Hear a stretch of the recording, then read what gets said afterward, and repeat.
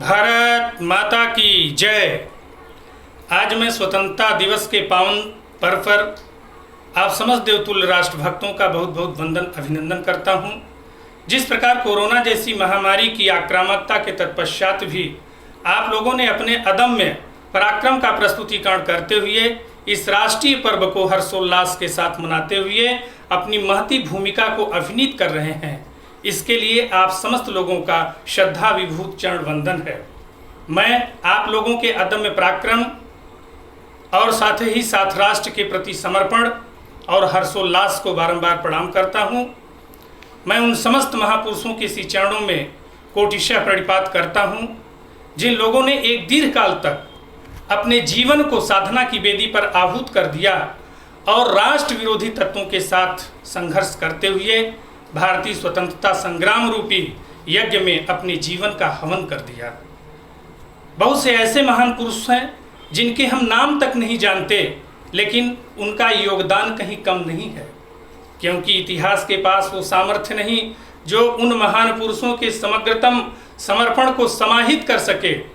इसलिए प्रकट समस्त महान पुरुषों के श्री चरणों में सच्ची श्रद्धांजलि अर्पित करता हूं और साथ ही साथ वर्तमान समय में भारत माता के वे सुपुत्र जो मातृभूमि की रक्षा करते हुए आतंकवादियों के साथ युद्ध करते हुए मृत्यु को परम प्रेषी के रूप में मानवीकृत कर उस मृत्यु का वर्ण कर लिया, अर्थात वीर गति को प्राप्त हो गए।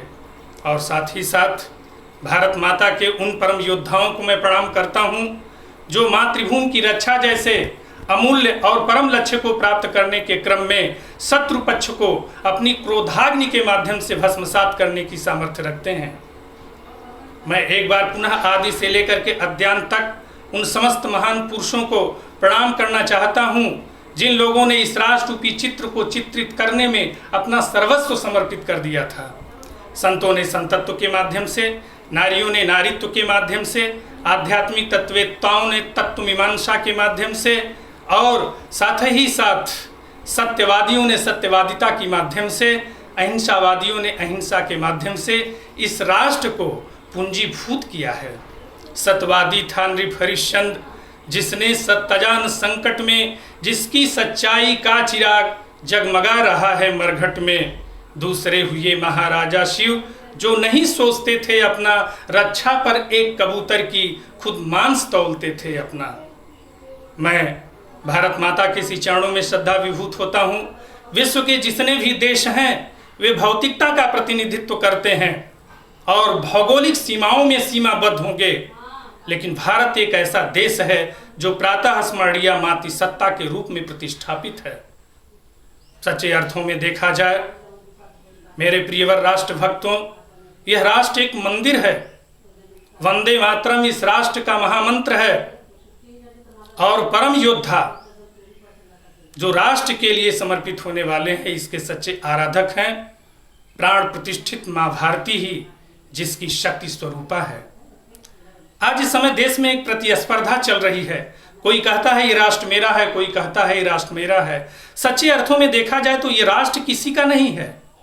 यह राष्ट्र ऐसे लोगों का है जिन लोगों ने इस राष्ट्र को अपना लहू दिया है। अर्थात कहने की भावाभिव्यक्ति ये है, सच्चे अर्थों में देखा जाए तो यह राष्ट्र प्रभु श्री राम और कृष्ण का है। यह महात्मा बुद्ध और राष्ट्रपिता महात्मा गांधी जी का है। यह मीराबाई और लक्ष्मी जी का है। यह सुभाष चंद्र बोस, चंद्रशेखर आजाद और भगत सिंह का है। फांसी का फंदा मैं चूमूं कहकर वंदे मातरम, वंदे मातरम, वंदे मातरम। वह परम योद्धा मां भारती का सच्चा सपुत्र जो ऐसे महामंत्र का अपनी जिह्वा पर रटन करता है, ऐसे लोगों के लिए ये भारत का सर्वस्व है। अर्थात यह राष्ट्र ऐसे वंदे मातरम के जापकों का है। इस क्रम को बढ़ाते हुए सच्चे अर्थों में देखा जाए तो यह राष्ट्रीय ध्वज जो गगनचुंबी बनकर गगन में लहरा रहा है, जो हमारी स्वतंत्रता का प्रतीक है, और इसमें ये दंड जो है हमारी अखंडता अविचलता का प्रतीक है। यह दंड जितना सशक्त होगा हमारी स्वतंत्रता उतनी ही सशक्त होगी, क्योंकि महान पुरुषों ने अपनी ऊर्जा से इस दंड को ऊर्जान्वित किया है। ऐसे ही हम समस्त लोगों का पावनतम कर्तव्य बनता है इस दंड को ऊर्जा से ऊर्जान्वित करते रहें। एक बार पुनः उन समस्त महान पुरुषों को मैं प्रणाम करता हूँ और इसी के साथ अपनी वाणी को विराम देता हूँ। जय हिंद, जय भारत।